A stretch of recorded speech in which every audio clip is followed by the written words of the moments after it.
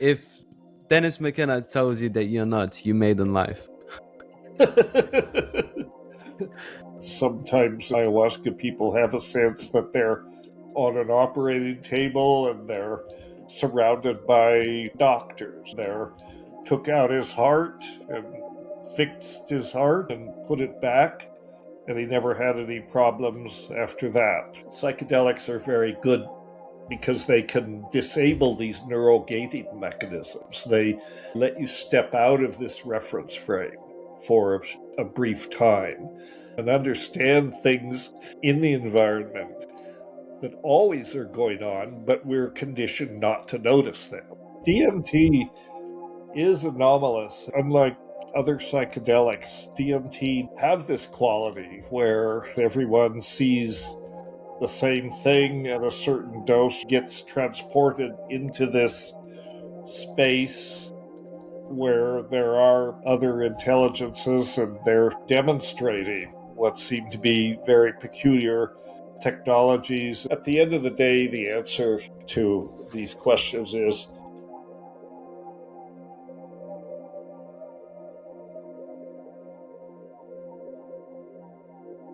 hello everyone, welcome back to Triangle Theory. For those of you that are new here, welcome to the show. A little bit of a brief introduction about who we are and the topics that we talk about. It ranges from DMT entities, ancient civilizations, human potential, consciousness, the list goes on, and the guests are amazing.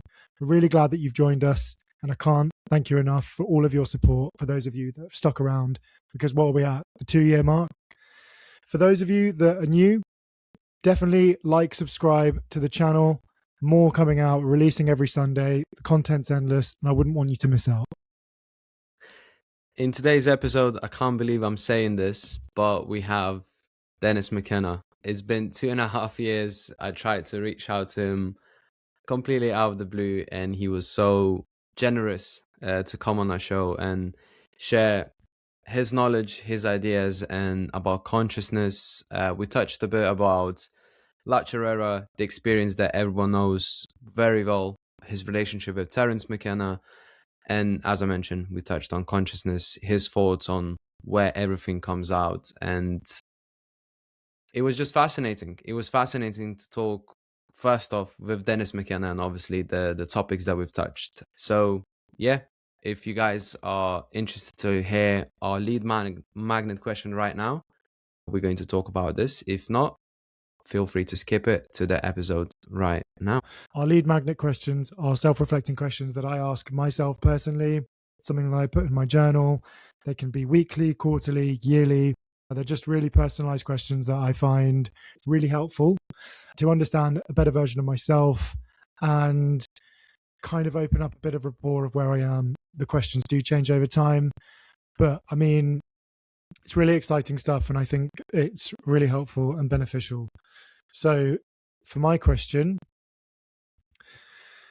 comrade, if this was a moment everything began to change, what would I do personally to change? What do you mean by that?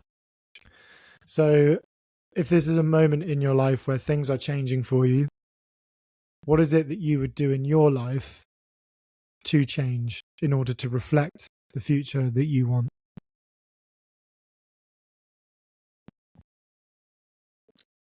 I would possibly try to understand if that feels right, if the change feels right. I feel like the more I mature and the more I get older, I try to base majority of my decisions on feelings, I should say, because I think deep down we all know what we want and what we don't want, and sometimes opportunities comes when you could possibly make more money, you could possibly put yourself in a better position, but you have to sacrifice something that you're deeply passionate about. And probably 5 years, even 2 years ago, I would have taken that decision or that opportunity to make more money, but then I would have lost on something that is very important to me. So I'll give you an example. I had an opportunity quite recently to make additional income by simply taking a few calls a day, possibly. But that obviously would have taken me to do like 2-3 hours or something, just like closing sales and stuff. And at first I was like, that sounds quite interesting. But then I thought about the mental load of it, the time that it takes me to do the stuff that I'm doing right now, and how important it is to do. And I decided to say no, which was very pivotal for me because, as I said, 2 years ago, even a year ago, probably I would have said, yes, I will do it. Because last year I tried to do these Muay Thai sessions, and I was doing it just purely for money because I didn't really enjoy coaching. And then I quickly realized that it's just not for me. And that's when I started aligning with, yeah, if that feels right, I'm going to do it. And if not, I'm trying not to, despite of all the positives that comes with it, there's always negatives. You sacrifice something for gaining it, I believe. So that would be my answer, probably. It's a great answer. Thank you for sharing. What about you? Yeah, I mean, it's a question I ask myself pretty much. When do you ask that question yourself? When do I ask it? When? Yeah, so I ask that sort of on a quarterly basis, kind of review what changes have been happening every chunk of a 4-month or 3-month period in my year. And I ask myself in respect as what's changing and what am I doing almost to change. So if this was a moment everything began to change, what would I do to change? And in those moments where I find my life is changing up, switching up, whether that's friendships, relationships, jobs, whatever it is, what am I doing that is helping me in that respect? And I always try and look at it in a sense of where do I want to be, and can I act as if I am that person right now to reflect the future that I want? Because a lot of my, I guess, like feelings, beliefs, traumas, I guess we have a tendency to kind of live from the emotions of our past, and that can sometimes translate into the present. And if we're constantly casting our mind backwards, then our future is almost a reflection of what our past is. So I always try and write it as if my future self is telling me, what is it I need to do right now in order to change to have the life that I want?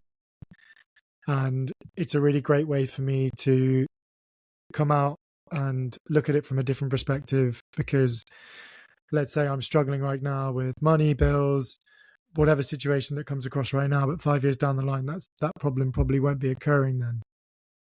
And what it does is it helps me remember that this is something that I have the opportunity to change my perspective on, change my belief on, and something that won't last forever, and something that I won't continually dwell on because I don't want it to be a repeating occurrence.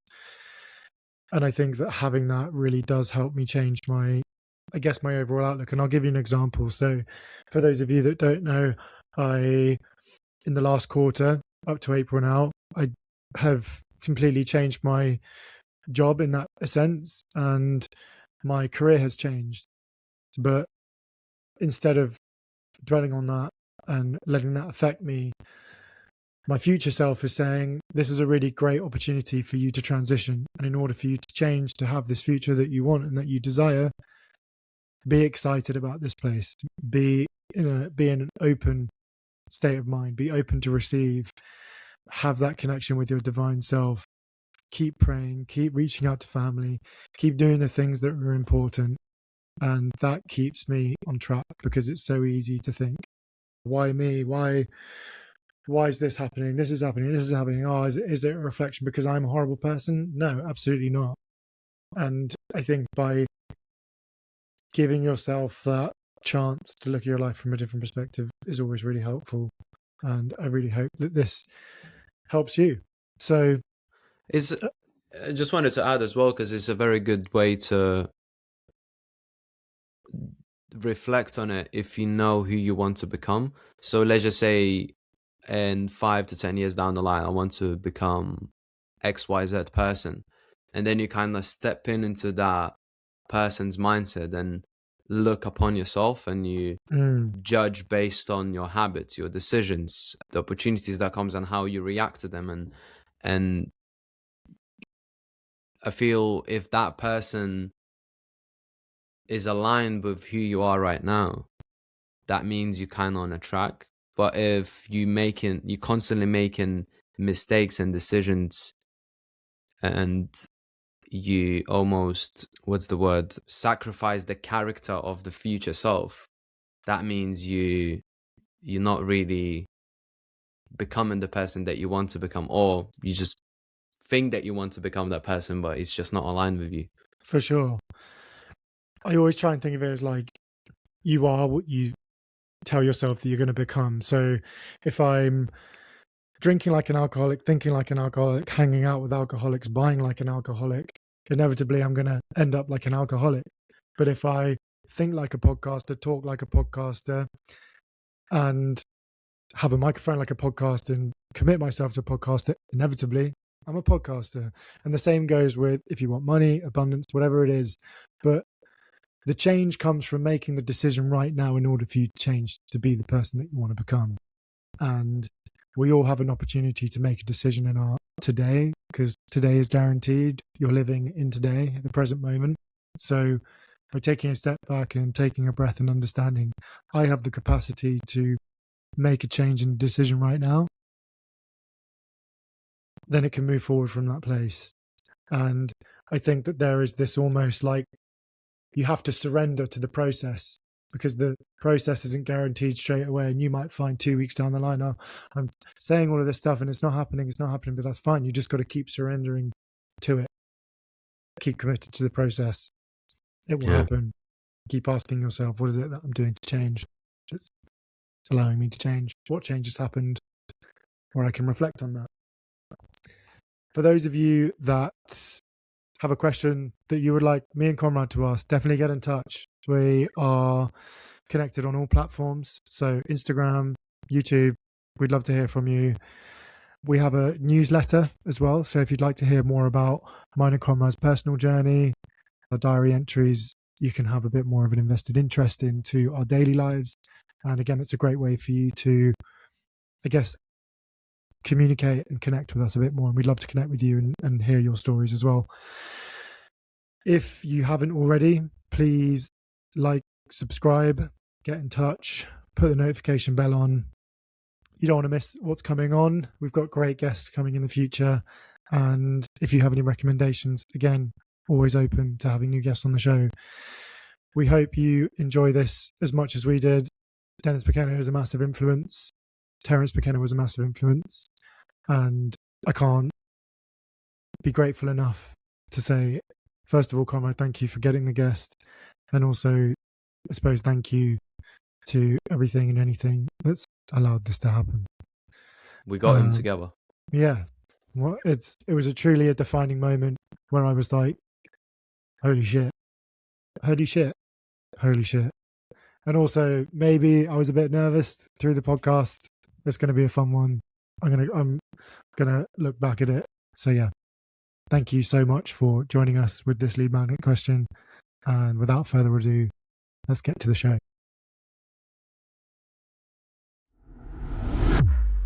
Dr. Dennis McKenna, welcome to Triangle Theory. Thank you for having me. It's a pleasure to be here. I mentioned just before the episode that it's quite a big deal. We used to watch your episodes on Joe Rogan, all other podcasts, and we're quite familiar with your work and your brother's work as well. So I really appreciate you taking the time and jumping on our episode. Sure. My appearances on Joe Rogan are pretty much ancient history, but he does like to do these marathon podcasts. Yours is not quite as long as some of his, but anyway, it's not the length, it's the quality, I always say. So we'll see how it goes. I guess there's no required length for it unless you have one on your end. Not So at all. Not at all. We can talk as long as you like. I'm curious, before anything really happened, before the La Chorrera, the Amazon mushrooms, before Terence, really, what were you actually were like as a kid? I mean, we were nerds. We were science geeks. We were bookish. We weren't really, I mean, we were four-eyed weirdo, odd kids in school. Not exactly, your typical high school students. We were sort of, alienated, I guess, from the usual influences. We grew up in attended a very small school where, I mean, the main event was usually the Saturday night or Friday night football games. We had no real interest in that. We were interested in other things. And I will say, when Terence left Paonia, Colorado, where we grew up, and went to California to finish his last 2 years of high school, and largely because he kept harassing my parents to leave to go where the action was. Finally, they gave up and they sent him to high school in Los Altos in the Bay Area. My mother's younger sister and her husband were both school teachers at Menlo Atherton High School. So they had a dude ranch in Colorado, which they ran in the summertime. And so that was the family connection. And when Terence, insisted very strongly, bullying my parents to let him finish high school in California, they sent him to live with my aunt and uncle and finish high school there. And he lost no time in finding the strangest, most interesting people there, and he fell in with that group, and I'm 4 years younger than Terence, or I was at the time. So he's off finishing high school. I'm still in junior high school, and wishing that I could join him where the action was. But there was plenty of exchange between us during those periods. I mean, we didn't have the tech that we have available, but we had letters, and phone calls and that sort of thing. So there was a good deal of exchange between us. And as Terence discovered things that he thought were interesting, he would share it with me, and of course that included drugs.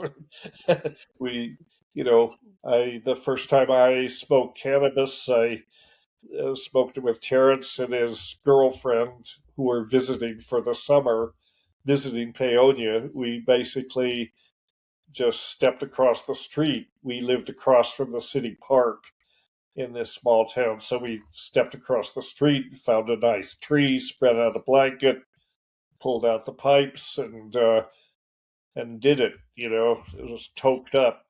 Not a hint of paranoia, really, because we kind of figured this would have been 1966.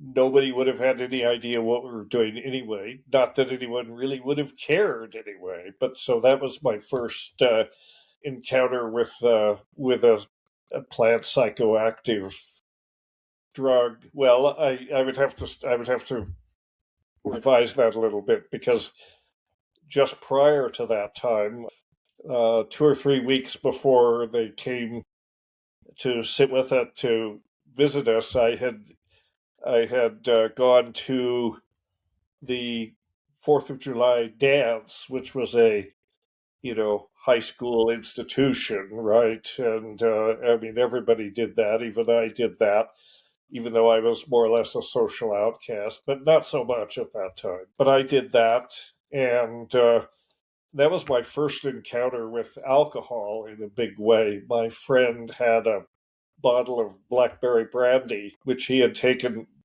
with him to the dance, and we would go out to the parking lot and take a few snorts. And great choice. I was completely unfamiliar. I'd had a few beers, but it wasn't my first encounter with any kind of hard liquor.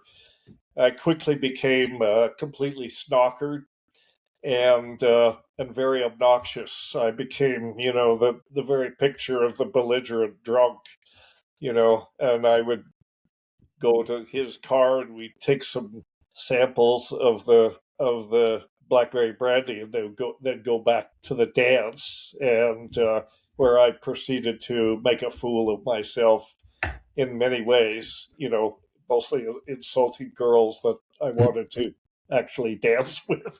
I was in that awkward stage, I was 15 years old and it's not a comfortable age to be. But that I guess the point of that detour is that was my first serious encounter with any kind of psychoactive substance. And it was alcohol, unfortunately. And I realized after that, besides the social fallout from it and the sort of embarrassment of it, I realized alcohol is not my drug, and then a couple weeks, 2 or 3 weeks later, Terence and his girlfriend came and initiated me into cannabis, and I realized very quickly cannabis is my drug or was my drug, and it's been an ally of my life for many years ever since. Although as I've gotten old, I kind of tapered off of it, but it's still a wonderful medicine, and I'm much more reliant, or I'm much more compatible with that than alcohol. I drink alcohol for taste. I don't like the effects of alcohol, really. Everyone has a shameful story of alcohol, especially their first time. So I assume. I suppose so. I suppose so. It's just one of those things you do in high school, and sometimes it goes smoothly and sometimes not. And mine was, I guess semi-smooth. I mean, I never really, in some ways, I was lucky that my first experience was not particularly pleasant. So I had no motivation to really get into it. It always was a social thing with me. And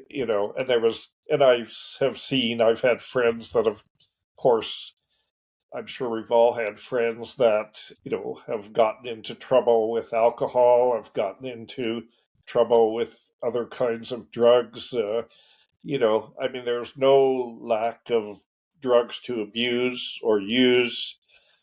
And it's all about the choices you make, in terms of how to use those things. I mean, whether to use them, number one. And if you do decide to use one or more substance, come at it from an informed place, know what you're doing or have some idea what you're doing. Unfortunately, back in those days, they had courses that were supposed to be drug education courses, but they weren't really drug education courses. They were drug indoctrination courses. They were, the message was don't do it, the whole just say no trope. But I've always advocated the other side of that, which is yes, just say no, but spell it KNOW.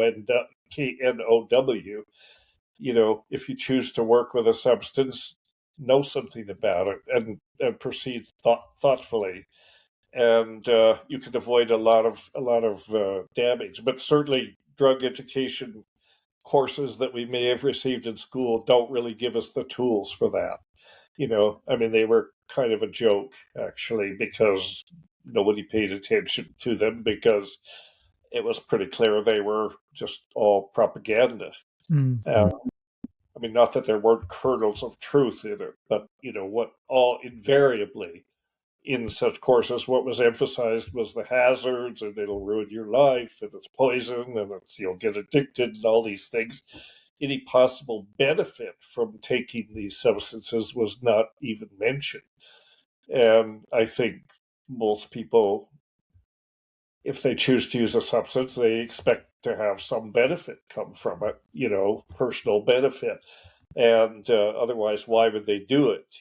So it was very formal drug education courses just do not give you the tools that you need. And we learned from our peers, mostly. In that case, you learn from people with more experience, some of whom know what they're doing, and probably most of whom are no more clued in than you are about it. But, teenager years is a difficult time of life. Was there anyone at that time that you would look at to understand or get more experience on psychedelics, cannabis? Was there anyone within that realm or circle that you could rely on information from? Well, basically my brother. He was not there, but he was the one. Until I got in, there was nobody in my school other than myself there was nobody I could turn to for good information about drugs. The information was coming from Terence. And then, when I did reach a place in high school where I had cannabis, I had access to psychedelics, mostly because, following trips to California, I would bring these things back. And so there was a group of stoners, I guess you could say, some close friends of mine. And so we had a little group of people that would use cannabis and other psychedelics when we had access to them. But that was after I'd been to California and been able to bring these things back. So again, we were, my main drug counselor, I guess, at that time was probably my brother, because he was where the action was, and more importantly, he was where the drugs were. So he could access those things. And so we had a small group of people, my classmates in high school, either seniors, I was a junior at the time, or seniors. Most of my friends were maybe a year older, but we had a small group of people, basically alienated people, not your typical high school student in terms of what the expectations were. People at that time, normal students, which we were definitely not. You were interested in sports, cars, girls. That was basically it. Maybe alcohol. None of those things. It's not that we weren't interested in those things, but they were not obsessions or passions or anything. Most of my classmates in this particular circle, we were not rebellious in the sense that we were out to tear society down. We were the best students. We were the valedictorians. We all got good grades and all that. So we were good kids, right? We were just weird kids. It's the best kind. That was the hard part for other people to accommodate to, particularly our parents. They kind of scratch their heads. Where did we go wrong? And actually they didn't go wrong.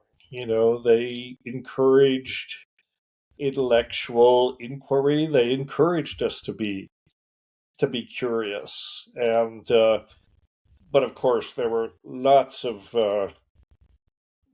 cultural memes about drugs, and there was very little distinction. There was like drugs, this big scary term. Everything was lumped under that term.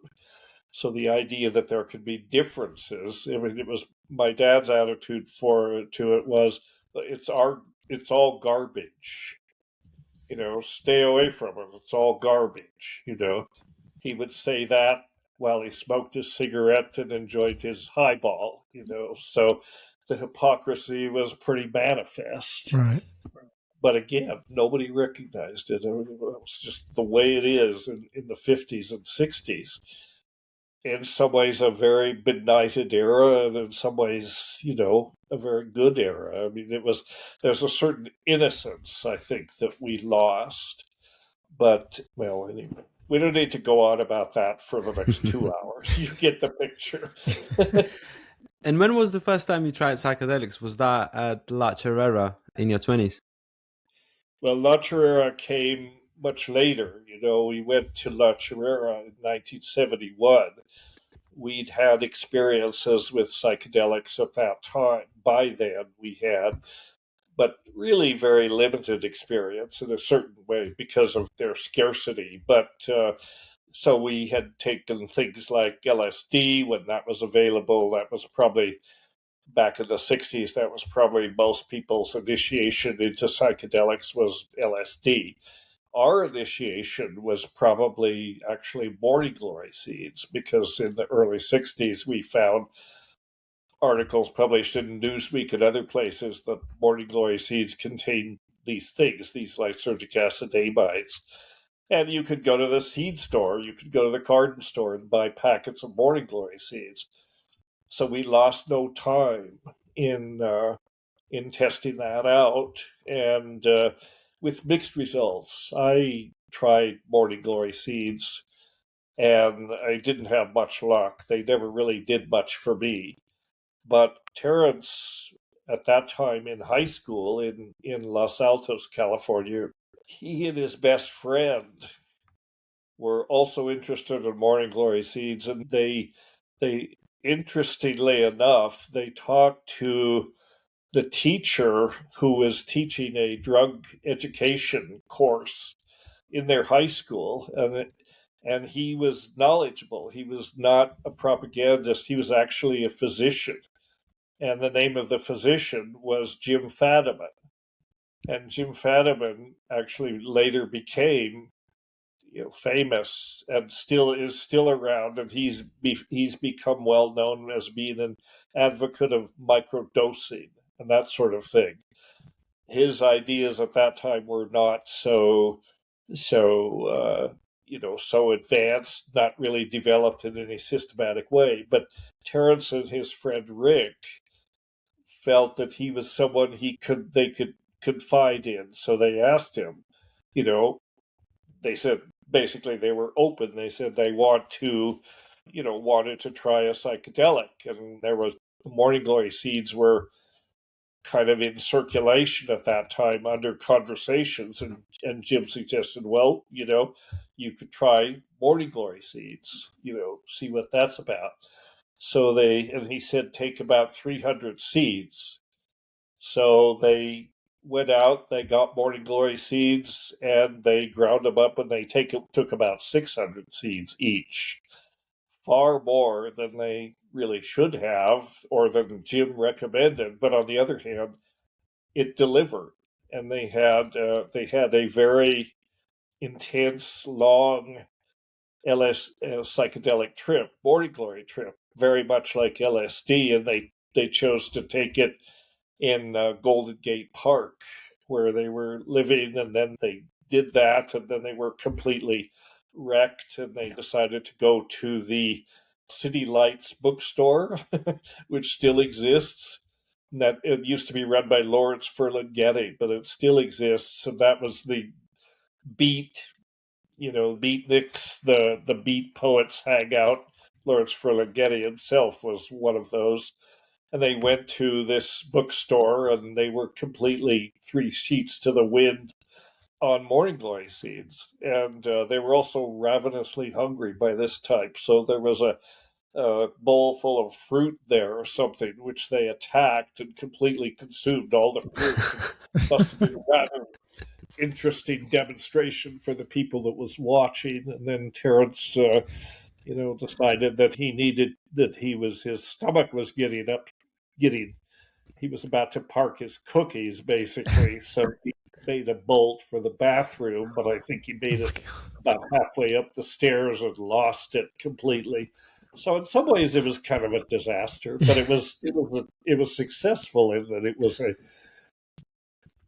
was a typical psychedelic trip, and it was their first real initiation into psychedelics. Was that mine was not so spectacular. It was, like I say, I didn't take enough, and but then they were still high school students. When they got a little further along, there were other things that surfaced in terms of what was available. And one of the ones that came onto the radar, if you will, was DMT. Mhm. And DMT was rare at that time. It was around. It was talked about as the businessman's trip because it only lasts a few minutes, as you know. And so DMT was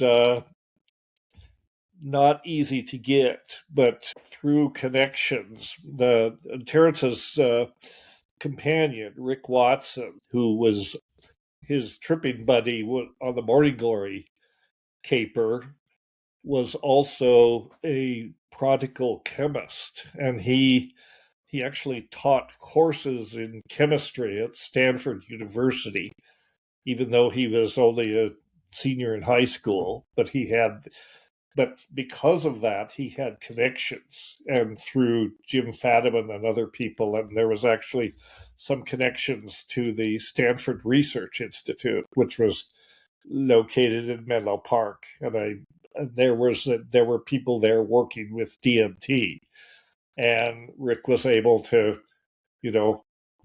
carve some off basically, and introduced himself to it, and Terence later that same year, and both of them were completely astonished at the results, as anyone would be, and that quickly became an obsession. It was like Terence introduced me to DMT late, or he didn't actually introduce me to DMT, made DMT available to me when I was visiting California in the summer of 1967. And that was the summer of love, right? That was the height of the hippie counterculture thing. And he was living in Berkeley, which was one of the epicenters of that. So on that visit in 2017, I visited him with one of my friends from high school. We were there maybe 2 or 3 weeks, and we brought back a whole pharmacopoeia of different substances, when we returned to Colorado, one of which was DMT. And then shortly we went up to a place near Paonia where we used to go camping and bioassay DMT.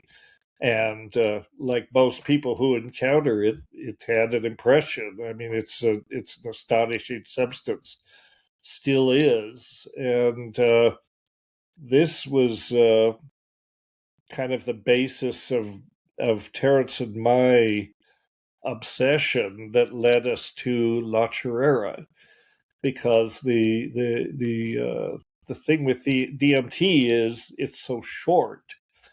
By the time you get into the place, by the time you achieve the peak of the experience, you're already coming down. There's no time to really stick around and see what's going on, and tremendous amounts of very interesting things are going on.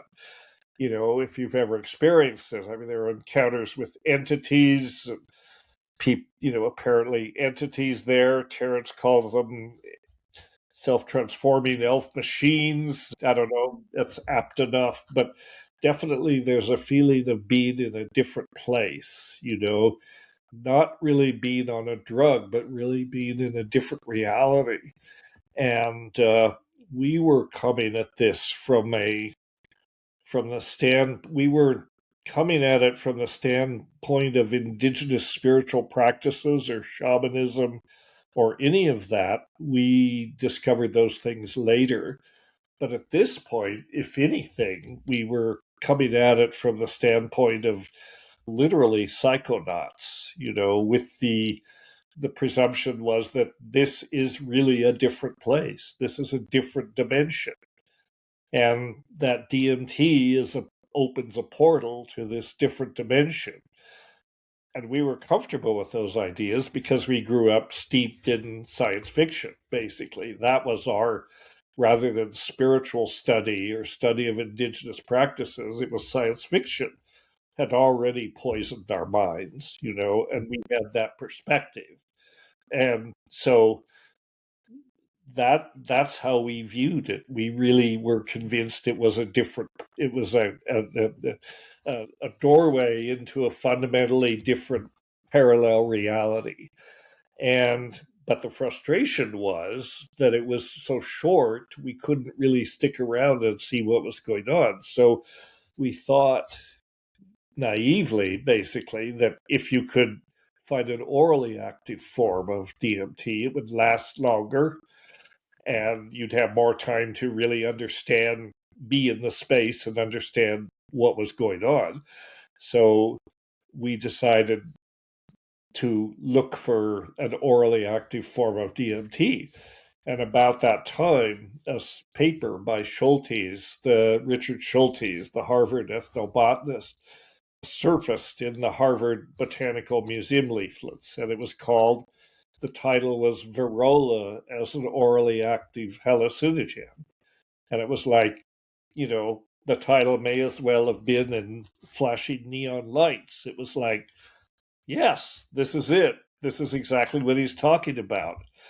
And Virola, as you may know, is a genus of trees that's widespread in the Amazon that's used as snuffs. The sap is full of DMT and 5-methoxy-DMT and other tryptamines.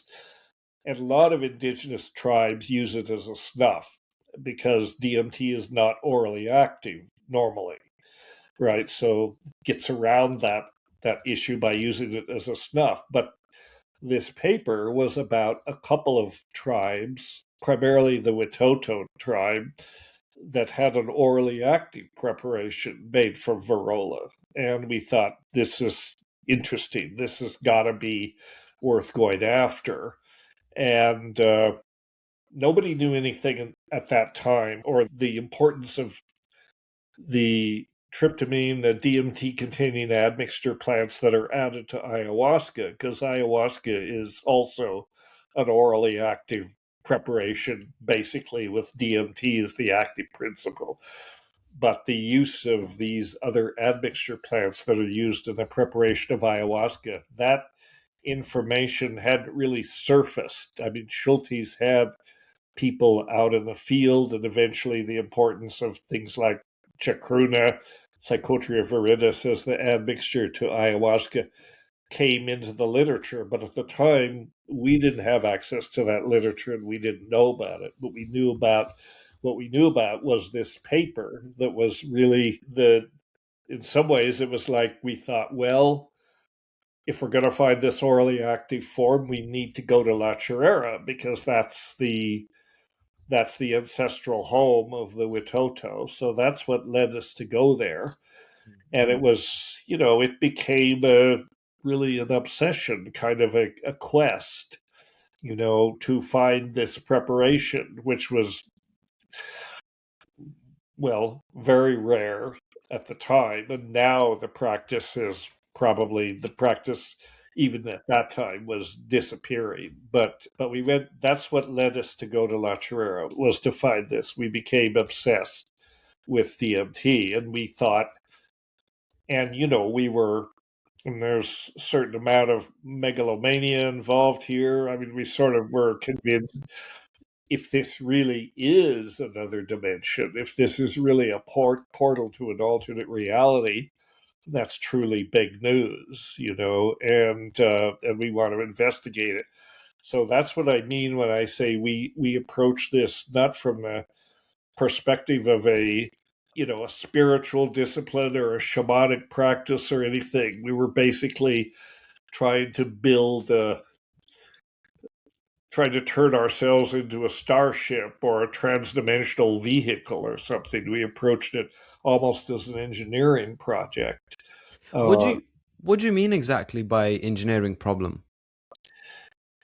Well, we thought that's the next phase of this adventure, because when we got to La Chorrera, which was an arduous trip, and when we got there and we had, we and our companions had, decided in our mind that this DMT, this quest for the orally active form of DMT became kind of the holy grail that we were in search of.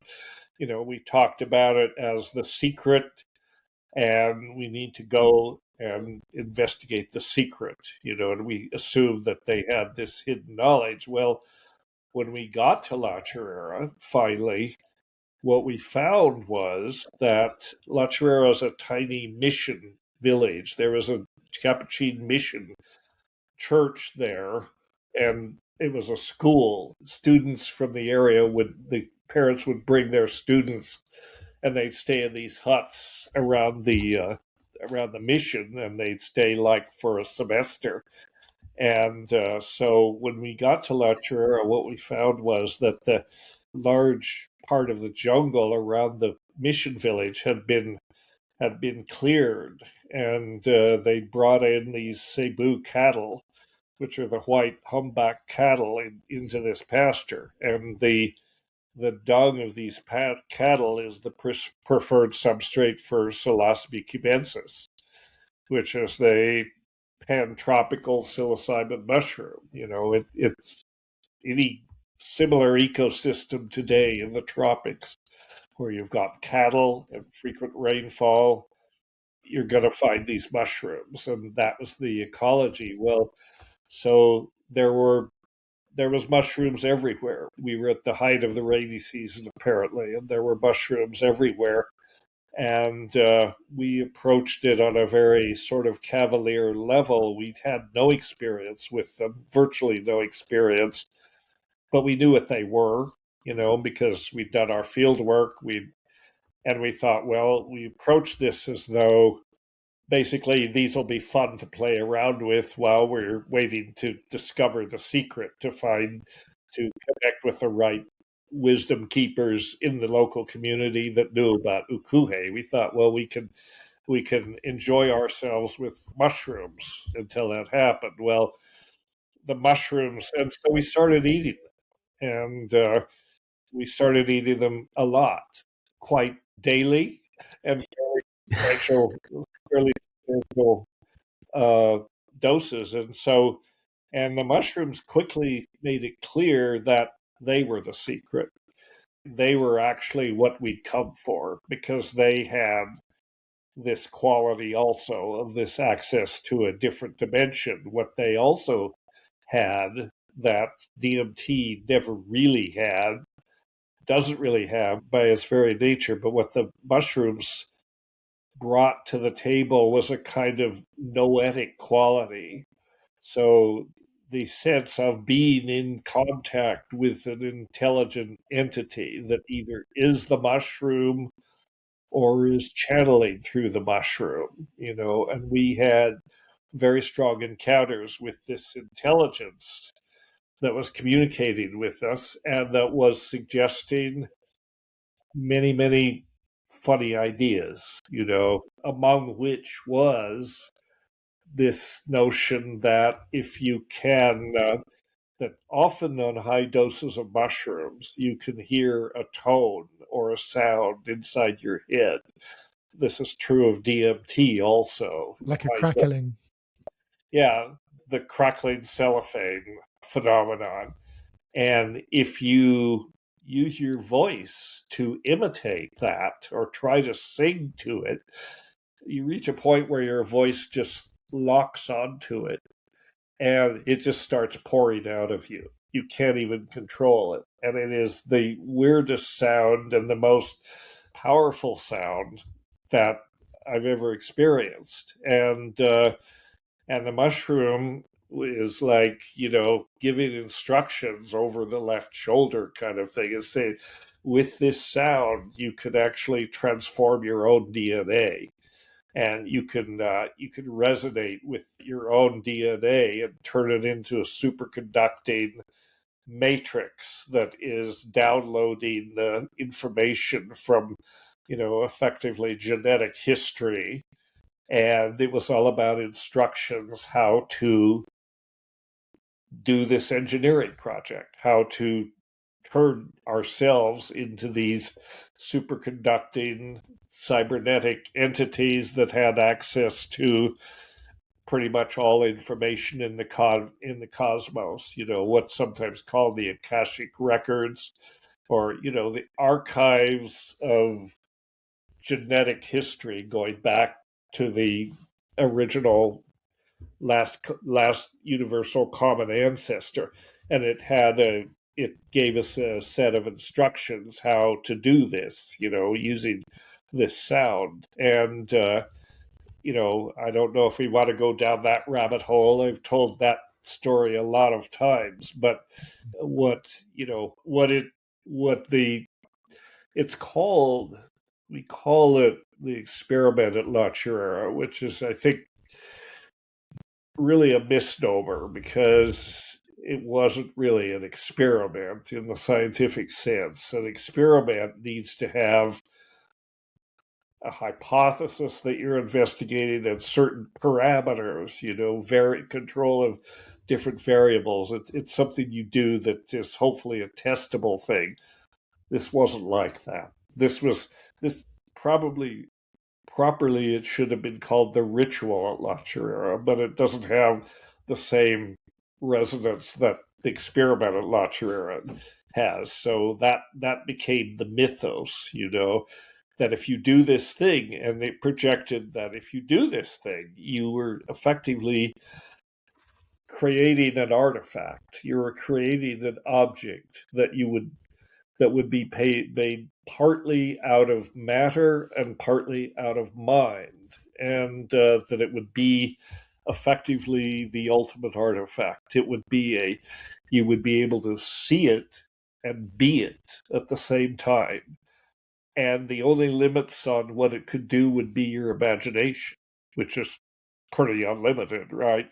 So we had this notion that, if we went through this step and sang to the mushroom and made these songs and, projected these powerful sounds that could come out of us spontaneously on these high doses of mushrooms, that we could affect this molecular transformation.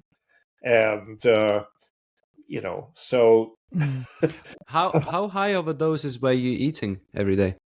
What's that? How high of a doses were you eating every day? Well, at that time, we were eating high doses. At the time we actually did the experiment, we had not eaten for several days. We hadn't eaten any mushrooms for several days. We decided to lay off and kind of give our systems a chance to clear out. But then when we did do the experiment, we did them in a combination with, we had ayahuasca. We had ayahuasca vine, which we had brewed up. It wasn't really ayahuasca because it didn't have the right admixtures, but we brewed it up. And part of the experiment was that you had to combine a beta-carboline with the tryptamine in the mushroom, and the beta-carboline would be able to intercalate into our DNA. And that would be the basis of creating this resonating standing waveform, superconducting standing waveform that would be this artifact made out of our own nervous system, and a combination of our nervous system and the mushroom. And it's a little hard to explain, and especially now, because the whole idea just seems so utterly crazy.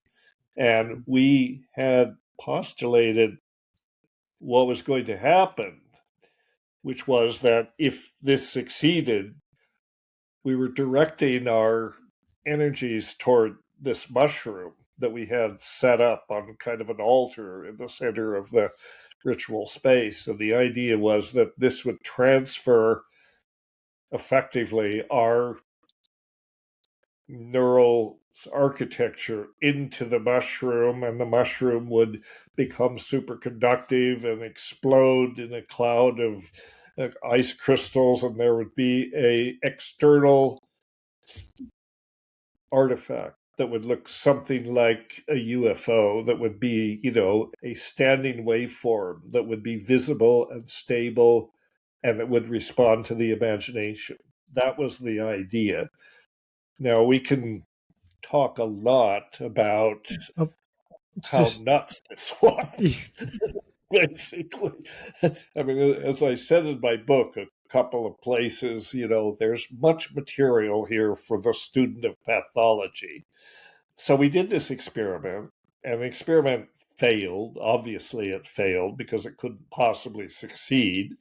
We would have effectively overturned most of the laws of physics and maybe collapsed the space-time structure and all that, which we had no problem with that. That was the goal. We were ready to end history and completely transform, the ontology of our species on the planet. But hey, the mushroom didn't come through, and the experiment didn't succeed in that sense. Instead, what happened, it triggered in me and my brother, it triggered a simultaneous disengagement from reality, you might say, that lasted about a couple of weeks. And I was completely divorced from reality. I was cruising the cosmos, basically. And my brother, interestingly, was in the he was like in the opposite way. He became hyper vigilant and hyper focused on the environment there, and hyper focused on me particularly because he was concerned that I had lost it, and I had lost it. So, as I told him later in various conversations, I said, well, you spent years trying to drive your little brother crazy. You finally succeeded, right? So you should be happy about that. But he wasn't happy about that. He was concerned. But what happened during that period of hypervigilance was I was mostly in my hammock, when I'm not, and I was exploring the outer limits of space and time. And Terence was focused on the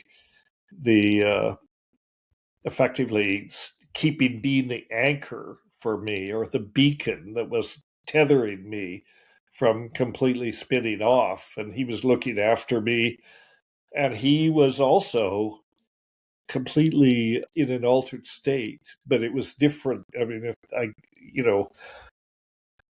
he's hard to explain. He was very focused on the environment, and he didn't sleep during this 14-day period. He didn't sleep at all. I don't know if I slept or not. I don't think so, but I was not. I mean, sleep wasn't what was happening.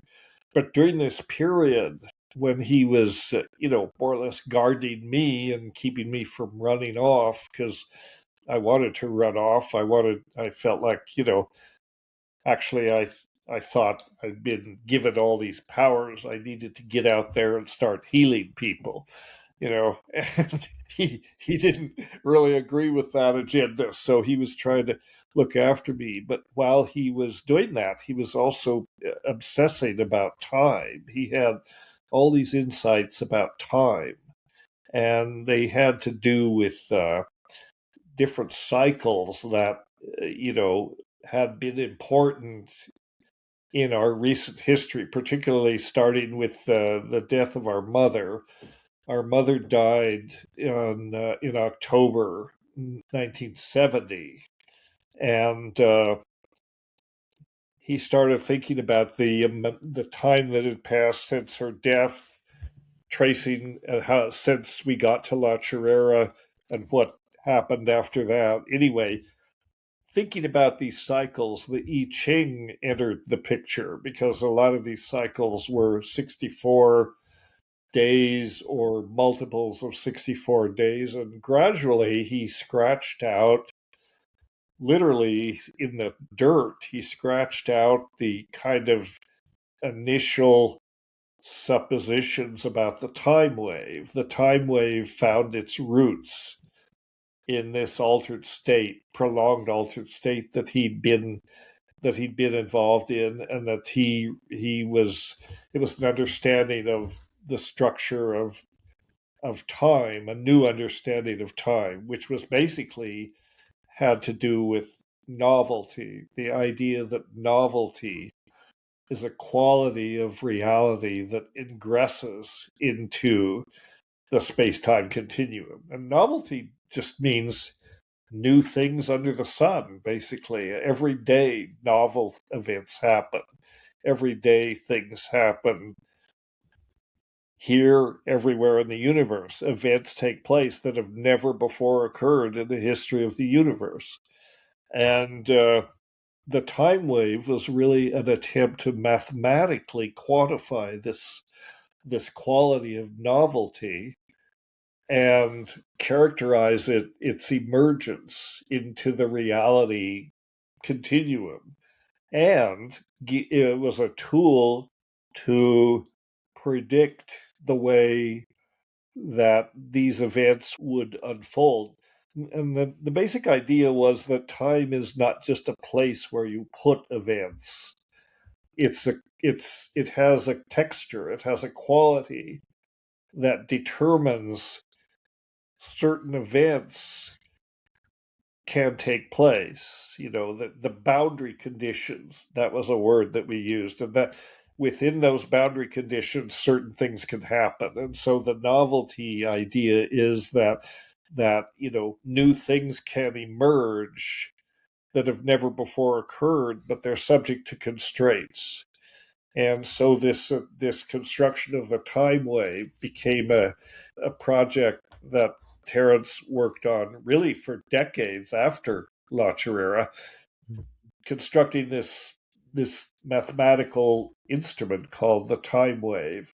It took a long time to develop that from the initial insights at La Chorrera, but eventually he came up with the time wave, which has become very much identified with him, and it was a very interesting idea. And the thing about the time wave is that the main postulate is that it ends. It has an end. Time has an end. History has an end.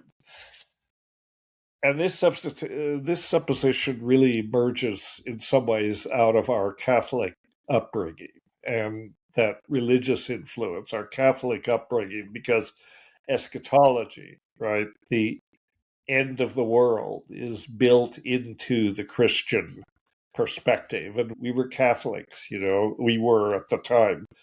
I mean, we long since rejected Catholicism before we went to La Chorrera.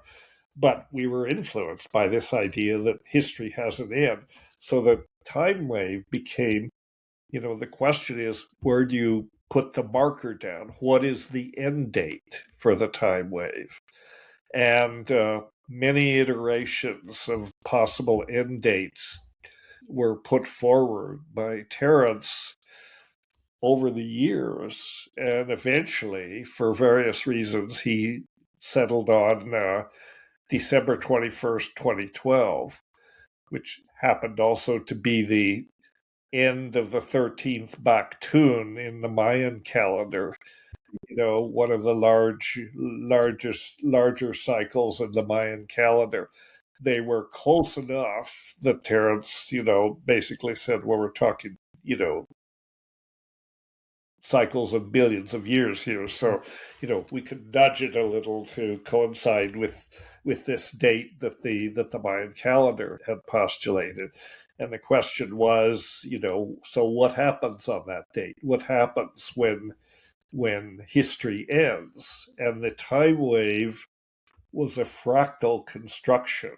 And it was that every segment of the wave is a reflection of the whole. It had a holographic structure. Any period of time had this basic structure, a monadic structure. And so the idea was that as the date for the final moment, the singularity, the time, the cycles would accelerate. They would repeat each other and celebrate. And eventually the whole system would collapse and there would be some sort of singularity, some sort of, threshold crossed and then whatever happened after that would be anybody's guess, right? But it would be the post-historical period, the post-temporal period, beyond space, beyond time. Again, nobody is more aware than I am that all of this stuff sounds completely crazy, and but at the time it didn't. It made perfect sense, which is, I guess, a testimony of how completely deluded we were in a certain way. Terence he constructed and refined the idea of the time wave over some years after La Chorrera. I mean, it actually became a part of his shtick. He talked about it in public in some of his lectures and seminars and so on, that he eventually became, this prophet of the time wave. I was not convinced, when I got my feet back on the ground after La Chorrera. I was impressed by the time wave. It's a very interesting mathematical construct. I was not convinced that it described the structure of time, or that it could be in any way used to predict the end of time.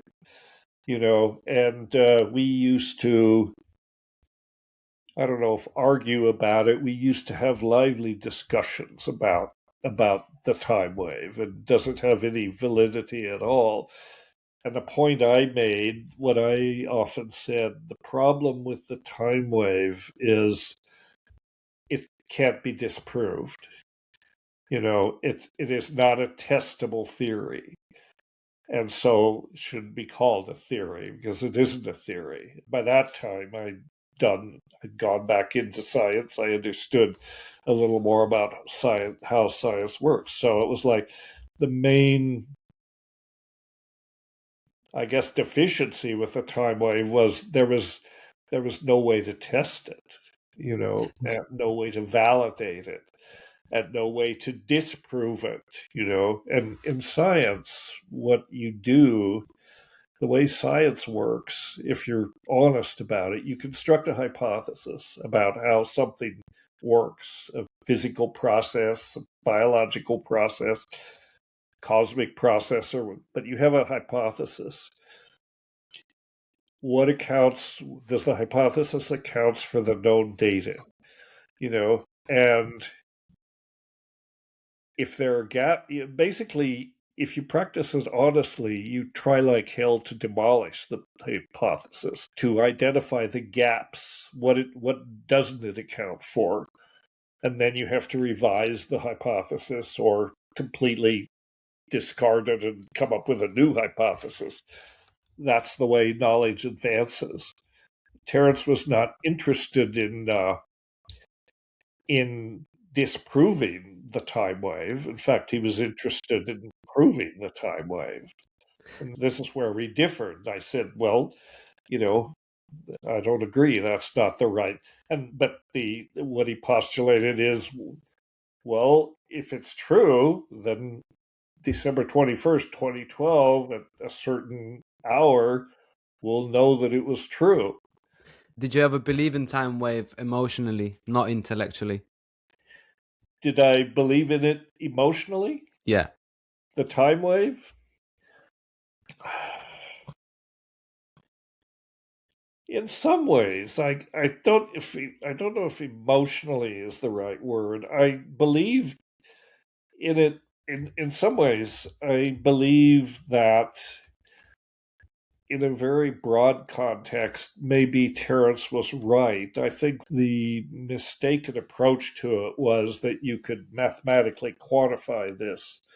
But the idea that novelty exists and novelty ingresses into the continuum makes a lot of sense to me. And I think given recent development, it makes a lot of sense to a lot of people. Because if you look at what's happening, at least on this planet, things are getting weirder and weirder and weirder on pretty much every level. So in some broad sense, maybe Terence is right that, novelty ingresses, and it really sort of, enhances the elasticity of reality in a certain way. But to try and nail down the exact moment when it's going to happen, it's a fool's errand. It's impossible to predict that moment, and it may not even be true. I mean, it may just be that as things go along, things get weirder and weirder, but there's no actual end point.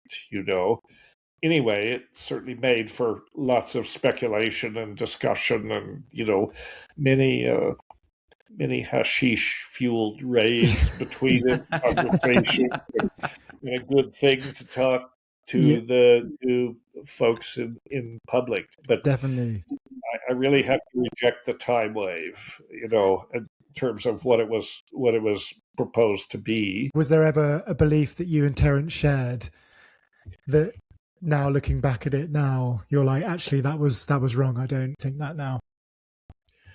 Yeah, I pretty much do reject it in a certain way. I mean, I have to, because, there's no way to prove it. And, you don't really do that with hypotheses. You just say there's no way to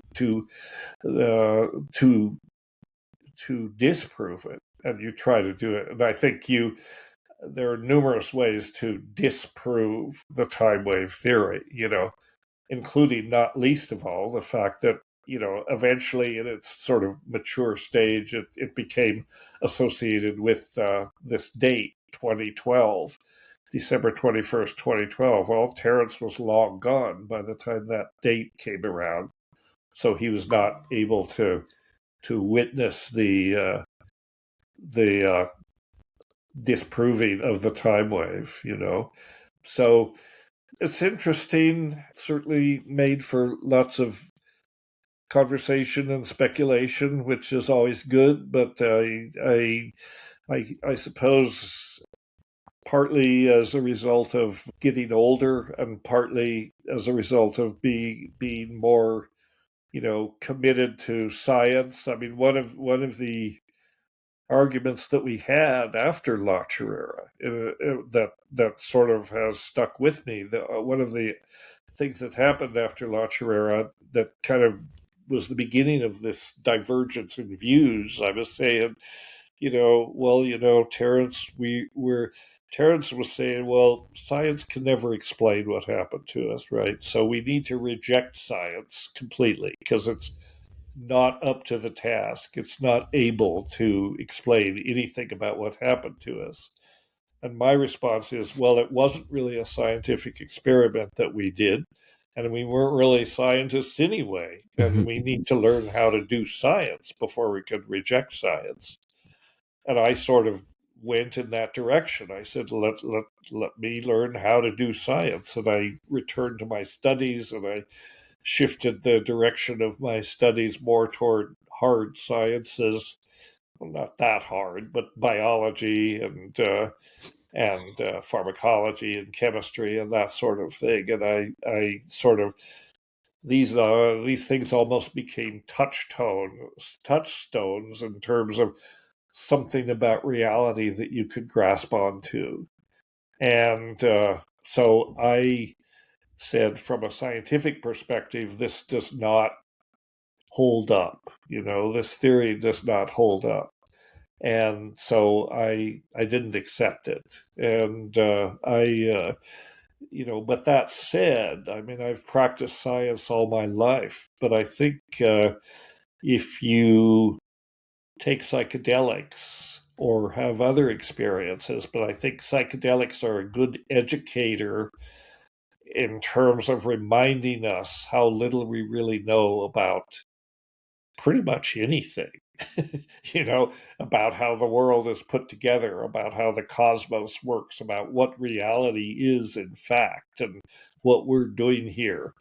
And a consistent message I pretty much always take away from psychedelics is a reminder of how little we know, and so science is a useful tool for asking very carefully constructed questions of nature that can be tested, that's its strength, is the ability to sort of probe nature and construct suppositions, effectively stories, hypotheses about particular processes and how they might work.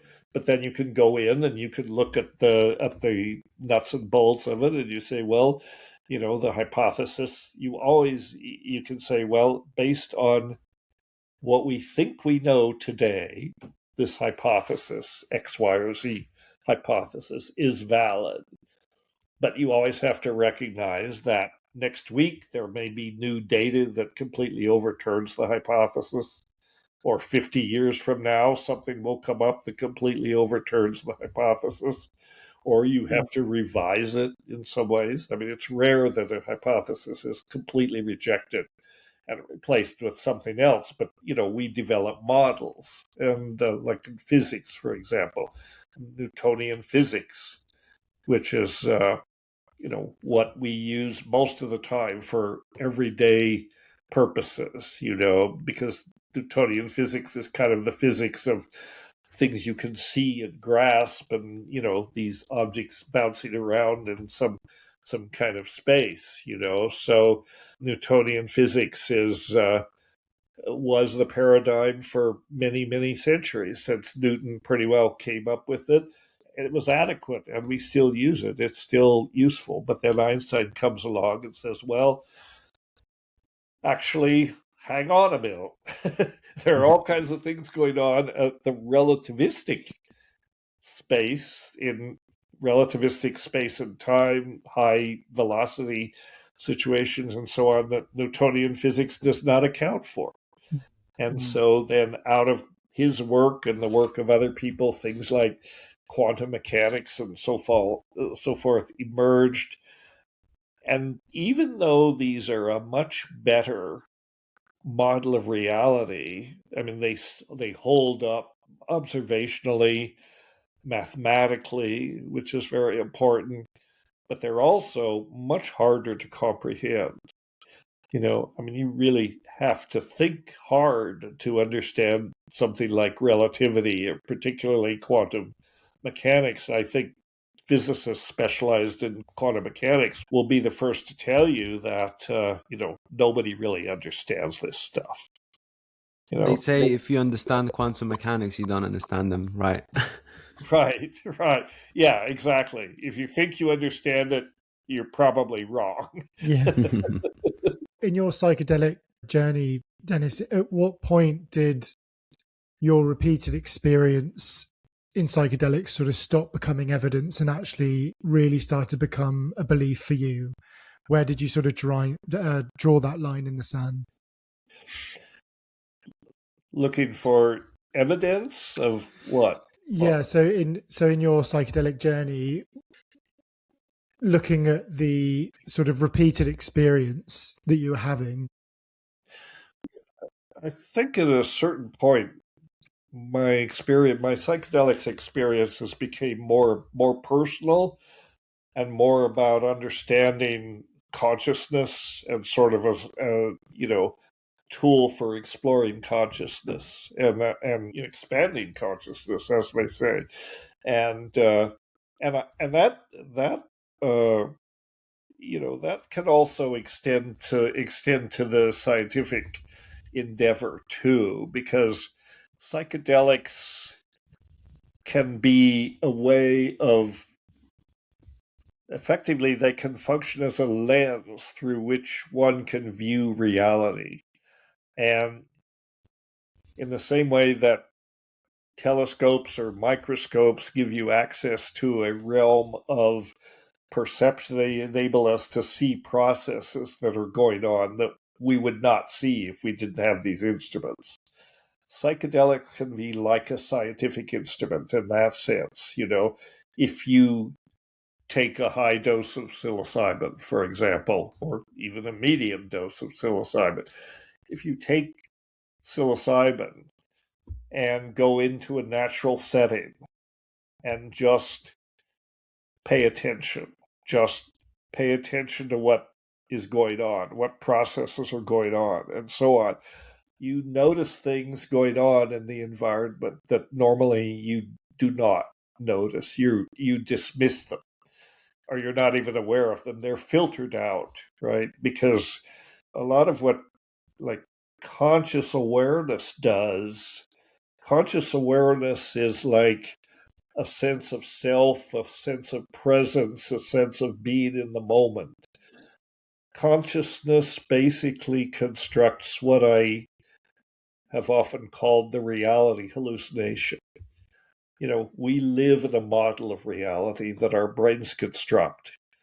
And compared the to real reality, with the reality that's out there somewhere, we assume, but we can't really prove that. But compared to that reality, the one that this model that we construct is diminished, it's impoverished in certain ways because it's defined by what is filtered out, what does not make it into the apprehension, into the sphere of apprehension. And that's a defense mechanism because of everything that we experience comes through, well, experience is like the fundamental datum of our existence. We go back to Descartes, right? I think, therefore I am, right? I am a entity thinking about stuff. That's basically what he said. That does not mean that what we're thinking about is necessarily a reflection of the way things actually are. And the brain constructs this reality hallucination, but it's defined a lot by what doesn't make into the model, what's filtered out for various reasons. And there are neurophysiological gating mechanisms, they're called neural gating. Certain stimuli from the environment does not make it into consciousness. It doesn't get that far. The organism experiences them, but it doesn't surface to consciousness because it doesn't reach the level. It's not relevant to our immediate survival needs, right? So these things are suppressed because the brain is focusing on what it needs to function, to steer this body through the world and avoid hazards. And if a saber-toothed tiger is coming to eat you, you want your focus to be on that, not on something else that's going on. So this ability to selectively filter the stimuli from the environment and construct this reality hallucination is evolutionarily a very useful thing because it helps ensure our survival, and we're very good at this. But then psychedelics or other kinds of things but meditation, other kinds of practices that might chip away at the foundations of this reality hallucination. Psychedelics are very good at that because they can disable these neural gating mechanisms. They let you step out of this reference frame for a brief time, maybe not completely out, but certainly look to go to the edges of the reference frame and understand things, processes that are going on in the environment that always are going on, but we're conditioned not to notice them, because they're not immediately useful. And then the psychedelics is like, okay, those filters are temporarily disabled. So there's a whole bunch of stuff coming from inside and outside that is truly novel in the sense that, you've never noticed it before, you've never experienced it before. And I think that is really, that has a big amount to do with the therapeutic applications of psychedelics, because they give you a way to look at your issues from a different perspective, your PTSD or your addiction or your depression or other things that might be interfering with your function. They give you a way to step away from that, understand it in a different way, and in some ways maybe resolve it, or at least sort of, diffuse it in some ways. Does that make sense? Yeah. Yeah, it does. It does. So if the reality if our brains hides their reality from us in a way, what made you to choose science over your brother's path then? Because from what I understand, when you're taking psychedelics or meditation, it kind of shows, like, pulls the curtain a little bit and shows you what it Right. is for real. Well, yeah, I mean, he rejected science because he said, it just doesn't have the explanatory power to explain what happened to us. It can never explain what happened to us. And I was sort of, well, wait a minute. That's being a little hasty. Let's not, throw the baby out with the bathwater here.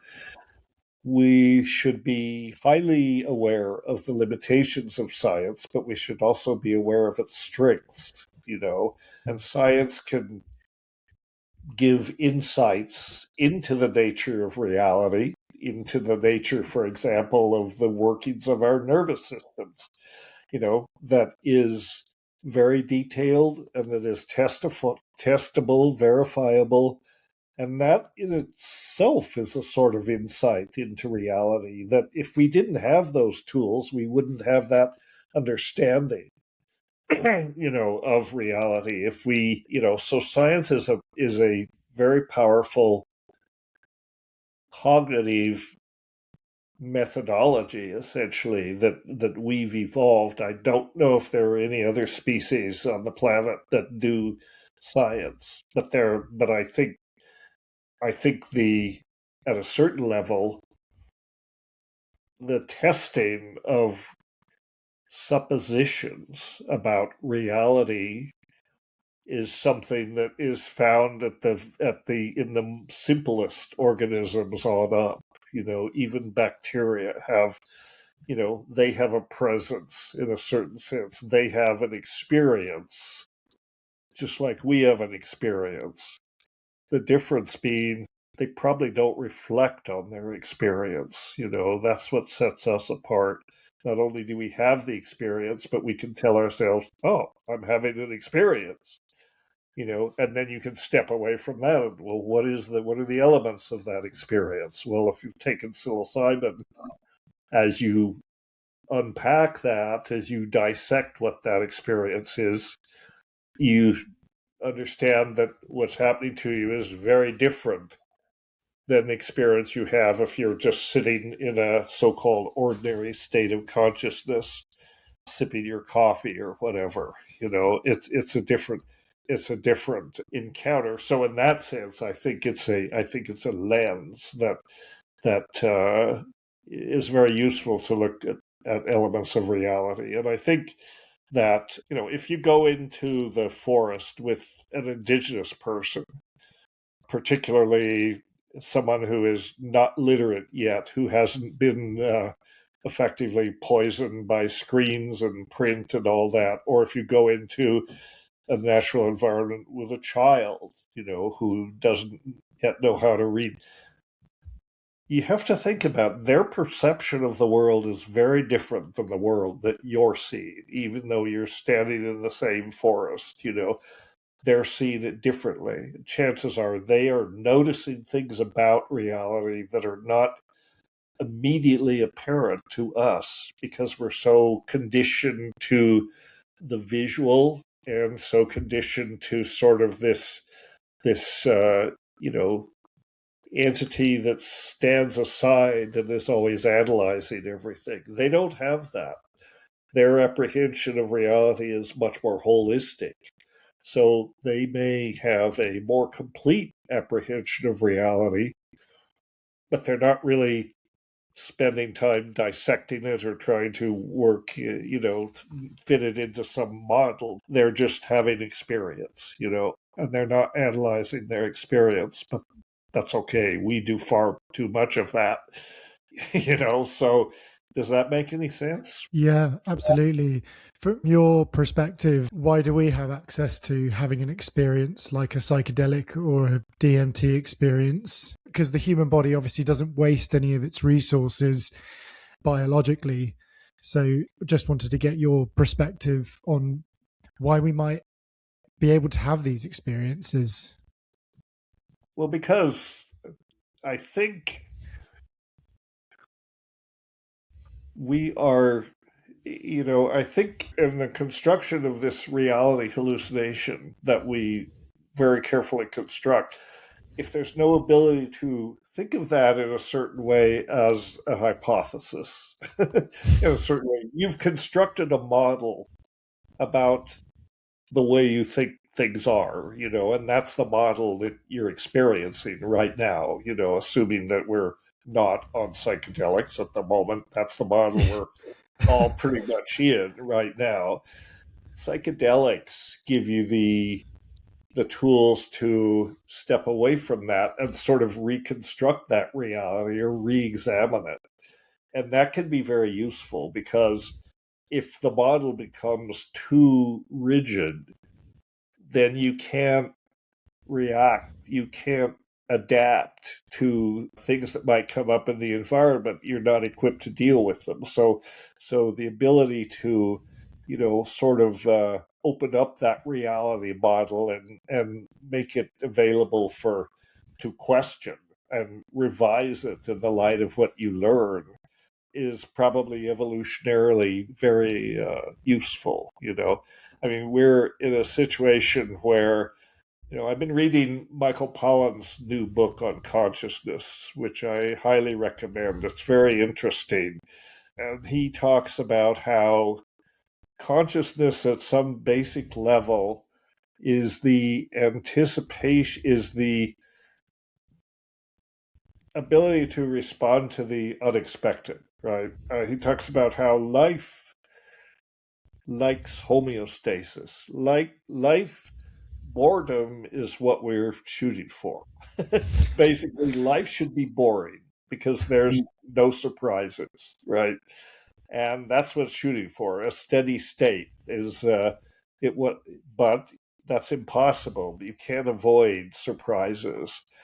And I think he talks about how the ability to anticipate and respond to unexpected stimuli, unexpected events is one of the factors that triggers consciousness, because it implies that you have to anticipate unexpected events.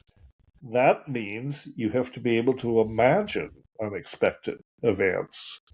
And even if you're a bacteria, you have that very crude kind of imagination. And you do have stimuli from the external environment that are impacting you. So, example, you're floating around in whatever, you're a bacterium, you're floating around in whatever medium you spend time in. And if you detect potentially traces of a toxic chemical in the environment, the response is to move away from that, to run away from it. But in order to respond to that, you have to be able to anticipate what would happen if this toxic chemical, the concentration became too high. Bacterium would die. I don't think bacterium would say, well, I would die. I don't think it has a sense of I. But something there would trigger a recognition that this is a disruption of homeostasis, right? We want to get back to homeostasis. That's where life likes to be, unfortunately. But then fortunately, actually, it's a good thing. It's all based on a steady state. As a species, we're very clever at disrupting that. I mean, we are a species that seeks out novelty almost, and that is probably also a good thing. We like to not stay necessarily in our comfort zone. We like to push the envelope, and And that's also good because it implies, evolution is driven by adaptation to the unexpected. And that's what drives evolution. And in some sense, you could say that by seeking out novelty in different ways, we're kind of kickstarting our evolution in a certain way. We're, as evolving beings, we're stimulating that. And all these are reflected, back returning to the level of neural complexity that we have. Oh, it's a different game. I mean, for a bacterium, homeostasis is pretty much heaven. That's where we want to be. But we need more than that. We need stimulation. Yeah, I wanted to ask, would you say that adversity and challenges in a human experience is also necessary in order to create more stimulus and growth for human evolution as a whole? Yes. Yeah. I mean, human evolution, and probably to a certain extent all evolution, is a product of organisms adapting to novel situations, and then there is a filtering mechanism there which they call natural selection. And natural selection is, certain organisms can adapt and they are selected for, and the rest are forgotten. They never make it. Although there is a perception and understanding that about natural selection. I mean, symbiosis, the earliest instance, was what's called the endosymbiotic theory that Lynn Margulies talked about, 20, 30 years ago. Single-celled organisms can only do so much, but then they begin to agglomerate. They join together. They form clusters of multicellular organisms. And some of the members of that community of cells become specialized, and they may lose the ability for independent existence. They're part of this now multicellular organism, and they become specialized into things like mitochondria and chloroplasts and things like that. I mean, we can tell because they actually have their own DNA. Dennis, are you familiar with Danny Goler? Oh, excuse me? Are you familiar with Danny Goler, the DMT laser experiment guy? I've read about it. I have not tried it. No. I mean, I know about it. What do you think about it? Well, we quite close to him. We had him on a podcast a couple of times. We actually had him on a podcast a couple of days ago, and he told us a story where you spoke with Andrew Gallimore and you said, do you think that Danny Goler guy is a little bit nuts? And he said, if Dennis McKenna tells you that you're nuts, you made in life. Well, I don't know. I mean, I'm not sure what they're trying to verify with that. I mean, the idea is what exactly that you can explain to me? So from what I understand, they use the specific laser on the wall, and then when they smoke DMT, they see the code. What Danny says is the code of reality. And what they're trying to basically is just to do is to involve a lot of technology and see if every person sees the exact same thing at the same time. So I think he tries to approach this more your way rather than Terence McKenna's way, where he involves a lot of scientists into his research and does a lot of these experiments with multiple people. But one of his first experiments was that he did it with 80 different people, and all of them reported seeing the same thing. But the premise of this experiment was that people didn't really talk before the experiment. So that's why it was very interesting in that sort of sense. So what is the conclusion? That and the idea that DMT is a portal into another reality is not so crazy? Absolutely. Absolutely. That's probably kind of is the right way to describe it, because he Right. says that it essentially allows you to pull the curtain and see the code and see that we live in a simulation, which is quite Yeah. crazy and quite scary at the same time. Well, you must be familiar with Andrew Gallimar's work, Yeah, right? Yeah. absolutely.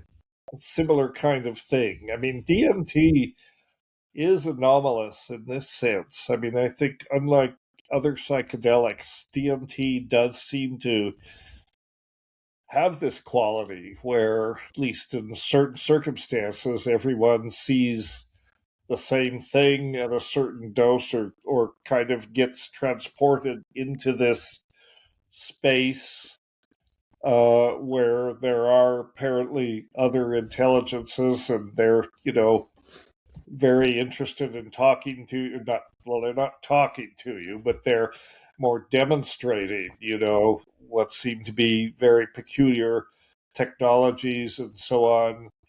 I don't know what to think about it.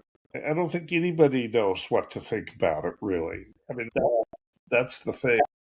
I know you're quite agnostic when it comes to DMT entities. Another story that I have is we went to get a gentleman on a podcast. He's a shaman in Peru, and he's from Poland, from if I'm not mistaken. But basically, when he went to Peru, he wanted to become a shaman, but he couldn't sing Ikaros, like those shamanistic songs that you do Hmm. during ayahuasca ceremonies, and he was drinking ayahuasca every other day for 2 or 3 years.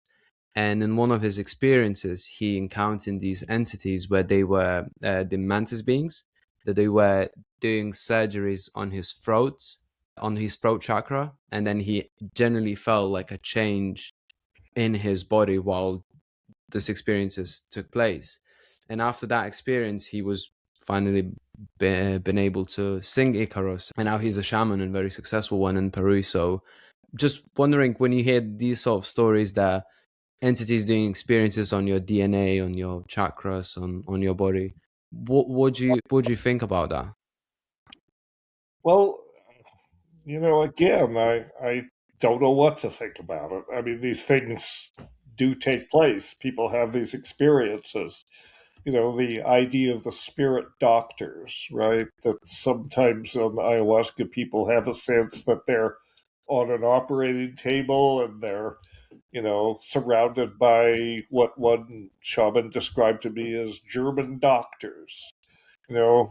People apparently in lab coats, doctor's coats, that took out his heart and fixed his heart, and he was aware of all these things going on and put it back. And he had heart issues as a child, and they were resolved. So, and he never had any problems after that with his heart. So that is a dimension of shamanic healing, and I mean, it's interesting. I don't know what we can think, what we can say about it, or what we can do with it. I mean, if you could harness that in a systematic way, then you'd have a tremendously healing technology at your disposal. But harness it in a systematic way, psychedelics don't really lend themselves to that. But that's perhaps why some of these shamanic practices should be looked at. There are all sorts of anomalous stories and things like that where, people have on ayahuasca and other psychedelics experienced healing of physical maladies that they were aware of, that actually were fixed, were cured, I guess you could say. I think in some ways this tells us that the body has ways to heal itself that we haven't imagined, and in that sense, there may be a whole realm of effectively, supernatural medicine, or medicine that doesn't follow any of the rules, and yet you can. It's all about the mind-body interface, and maybe all these things come out of your mind, but the mind is not separable from the body. Consciousness, to have the kind of consciousness that we have, as opposed to bacteria, say, the kind of consciousness that we have pretty much requires that you have to have a body. This is one thing I'm more reassured by on reading Michael's book. A lot of people is, I think he makes a point that in order for us to have consciousness, we have to have a body, the kind of consciousness that we experience. The whole Cartesian division between the mind and body, we need to get over that because it's artificial. It's a misunderstanding of how it is. And given that, there may be no limit to what you can do in terms of thinking about using the mind to heal the body, and vice versa. It may be that you have these abilities that can be cultivated, and that may be what shamans are able to do. They're able to tap into this in some ways. And other kinds of practices like yogins, yogic samadhis and this sort of thing. It's a similar kind of thing. Usually you get there through spiritual discipline and, highly disciplined practices. But psychedelics are not a shortcut. They're just a different way to get there. But they may be usable in this way. I mean, there's still a lot to learn. And again, I, pressed to make sense of this. I really can't. I mean, I don't have any more insight into it than anyone else. The question is, again, goes back to this issue of how little we know. And there's a great deal we don't know about these processes, about our own minds and bodies. And maybe some of it, it's very hard to approach scientifically. So in some ways, Terence was right. We can,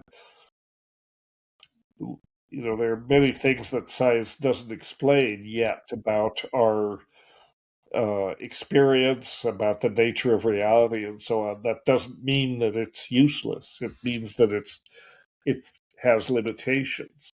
But part of the scientific endeavor is to expand those limitations, to bring into the sphere of what we know things that were formerly not known. So in that sense, it's useful, but it should always work in the light of the recognition of its limitations, which means there's a lot of work left to do to really expand our understanding. I don't know what to make of these things. I mean, the blue laser experiment is one thing. The things that Andy Gallimore writes about, that's another example. But how do you approach it? I mean, number one, well, how do you approach it? Number one, and two, what the hell is it? I mean, it's just unknown. I mean, I don't think these entities are extraterrestrial. That doesn't make any sense to me. I think Andrew's theory about there is a quantum level of experience somewhere that maybe where these entities, to them, it's this level of reality is their home, and that level of experience is not localized. It's basically a property that permeates space and time, and concepts like locality do not apply. So you go into this place and you can spend time with these apparent intelligences that are there, and learn from them. But then what do you learn? And that's more difficult to quantify. I mean, it's sort of like being in the strangest video game you've ever experienced, but then when you come out of it, what can you say other than, oh my God, what was that? When you think about the brain filtering out this part of reality that we can't perceive because we're in a human body, and I know that you've mentioned that because of that is the human experience might be surviving from a saber-toothed tiger. Do you think there's anything to add to that, where by disconnecting ourselves from an alternate reality, by filtering out this alternate existence, might be because that in order to have a human experience or a conscious experience might allow us to further gain spiritually, that could in turn give us a greater experience whilst we're here? Well, yes. I mean, I think that, like pushing the boundaries of this experiential place may lead to, eventually to insights and healing, although it may not take place in a way that we understand that process. But we just keep curious and keep exploring. I think that's the main thing. I don't think you reach a place where you say, well, we have it all figured out. We don't have it figured out, and I think we're probably never going to have it figured out. And I'm okay with that. That may not be why we're the reason that we're here. We're not necessarily. I don't think they reach a point where they say, oh, well, it was all about this. You're not going to get that kind of satisfaction. Towards the end of Terence' life, he said he wasn't afraid of dying. Did you believe in him? He wasn't afraid of dying, he said. Yeah. Yeah, I believe him. I think at a certain point in that process, he came to terms with it. And he was. I don't think he. I mean, there's no way to know, but I don't think he was terrified of dying. He adapted to it, and he was okay with it. And he died. I mean, if it's possible to die a beautiful death, I guess he achieved that. And we all should hope for that. I mean, we all have to cross that singularity one of these days, and some of us are closer than others. I would say I'm close, but I don't know how many years I have left. But I figure there's no reason to obsess about it. It will come when it will come. It's inevitable, and I probably will die not knowing that much more about much of anything. I think, the important thing is to enjoy the journey and not worry too much about the end, because it always ends. Some cynic once said, life is a disease whose prognosis is always poor because it always ends in death. And that's true. And is there anything beyond death? I don't know if anyone can say. Do you think there might be some kind of aha moment after we die? Do you think there might be some kind of knowing after we die, maybe? I don't think we're going to get that. I mean, that would be nice, but I don't think it's going to happen. I don't think you get ushered into some space somewhere and they say, okay, sit down. Now we're going to tell you what it was all about. Yeah. You're not going to get that. Sorry. Like, the movie's over, the curtain is down, left the theater. You're not going to get the encore. You're not going to get the post-experience dissection or unpacking of what was going on. I mean, I would be delighted if that happened, but I'm not really expecting it. Taking the helmet off the head is like, how was it? Yeah, how was it? Yeah. Yeah. We recently had I'm not sure if you're familiar with Gregory Shushin. He's a person who studies near-death experiences for over 25 years now.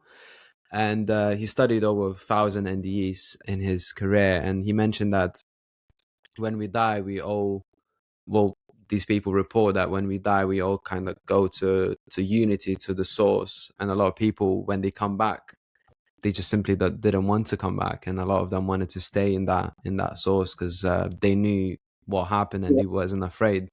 And a lot of them also reported very similar experiences to DMT trip, where they saw holographic shapes. And I know there is a theory that when we die, DMT gets released into our brain. Now I think they found DMT also in the kidneys and in bodies, and you can find DMT in plants and animals.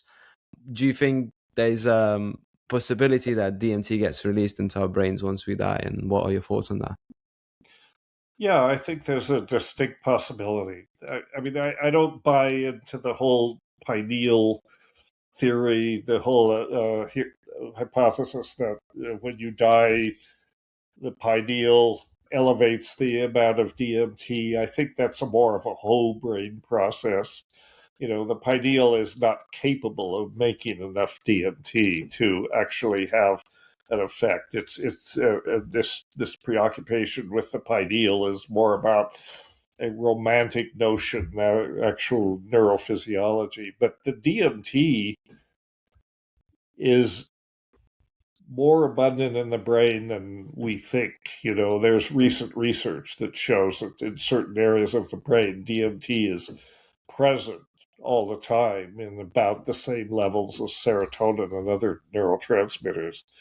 If you haven't talked to a guy named John Chavez, you should, because he's looked deeply into this endogenous DMT question, and he's got a lot to say about it. Very interesting work. John Travis. John Chavez, yeah. His website is called, I think it's called DMT Quest. You should take a look at it. He's looked into it quite a lot. And there's as you can imagine, when you die, there's all sorts of things going on. It has to be probably a stressful state. There's probably lots of neurotransmitters, lots of things that are involved in the process of death. DMT may be only part of the picture. It most likely is. And, this is something that science, it's hard to study scientifically, but there's no doubt that, DMT, that death is going to result in a lot of changes in your neurochemistry, pretty rapid changes. It only makes sense that it would. But again, it's something that, you really can't get people to sign up for that experiment, They're not, so anyway. When it comes to DMT entities, what would have to happen scientifically that you would believe that they exist as independent minds? I don't think we can answer the question. I mean, the fundamental piece of data that you have to think about is anything you can experience is real. I mean, in fact, there is no reality other than experience. That's all we have is experience. But is it real in an objective sense is harder. Because then, you say, well, are these independent entities, meaning they're not part of you, they're out there somewhere? And what do you mean by out there? And what do you mean by in here? And what, all of these terminologies tend to be inadequate to describe it, because there are all these assumptions that, we're located in a place, we're located in a body, there's all of these are part of the reality hallucination that we construct and not necessarily part of actual reality, and how is that reality is maybe not, you just reach a point where you can't really articulate it. You can't really talk in any way that makes sense out of these things, because what you have is experience. And if you're experiencing entities on DMT that appear to be not you, but in communication with you, well, that's your experience. That is phenomenology. So in that sense, you can't deny it. You've experienced it, and therefore it's real. I mean, that's kind of the basic premise of phenomenology. Anything you experience is real.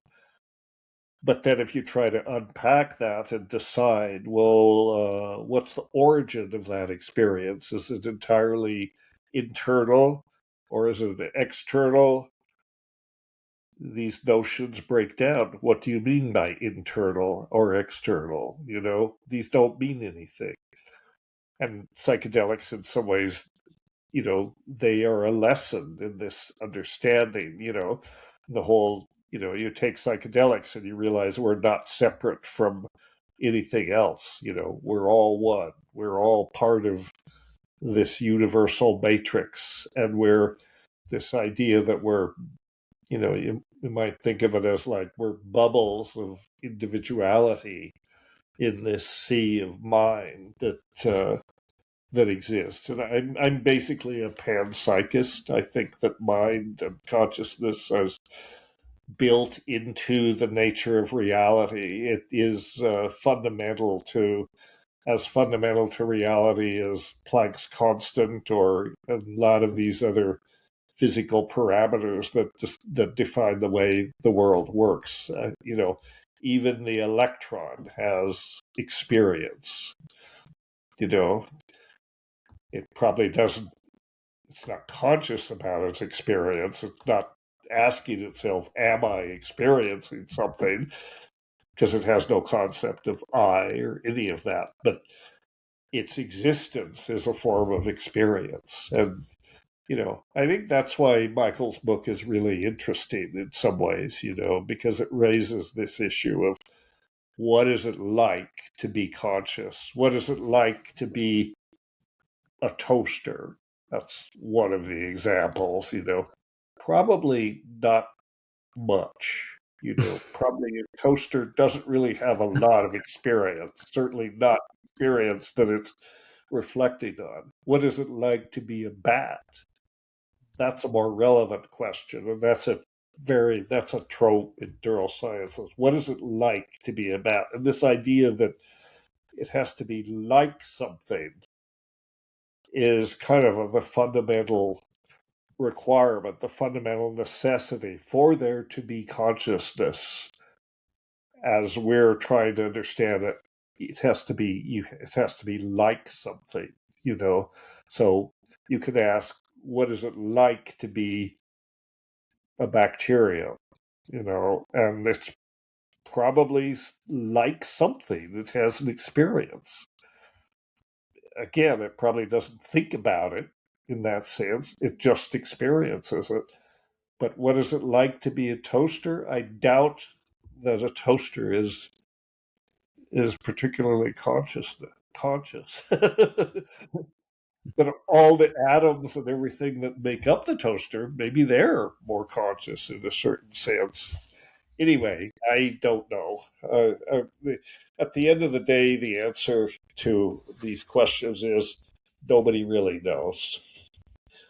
Beautiful. Where can people find more about you, Dennis? I know you're all over internet, but yeah. Well, it's been good talking to you, and sorry for the technical glitches, but no, not at all. It's okay.